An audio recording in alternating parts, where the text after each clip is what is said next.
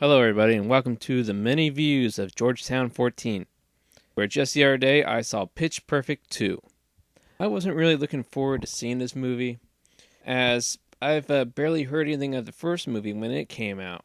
And then just seeing the ads for this, and considering I just recently watched Paul Blart 2 and also Hot Pursuit, I got the feeling that this summer would be very bad for comedies. Turned out I was wrong.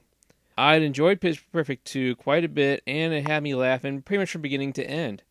Whole lot more than Hot Pursuit and Paul Blart could have combined. So the movie, being a sequel to the first one, follows a group of a cappella singers called the Bellas as they try to regain their fame and glory from the first movie as they give a very bad performance at the beginning of the movie. Funny, over the top, and I gotta say that after seeing that, I wouldn't mind that they just get swept under the rug and never seen or heard from again. But then again, the whole plot of the movie is that they get back their fame, glory, and show how great they are. From what I could tell, all the actresses from the first movie and actors also return into the second movie.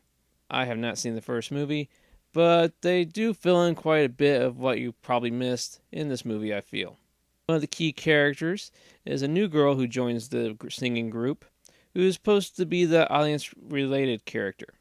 Another character who was the audience-related character to the first movie is shown of how much she progressed from the first to the second movie, and is bringing everybody else along with her as they move on.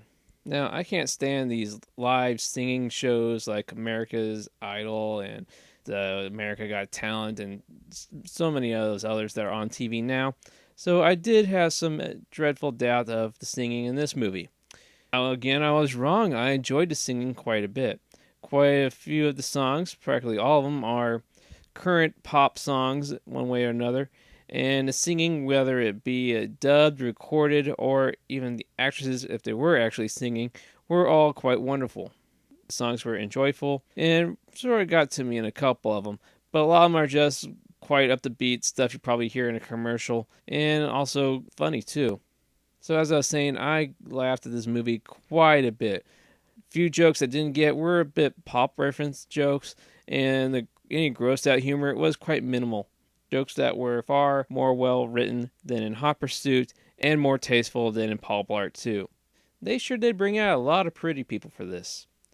Not that everybody's all tall and skinny, it's just that everybody of all types are in this. You can clearly tell that their fashion was clearly picked out, and they got quite a bit of makeup to really show off what they have on the camera.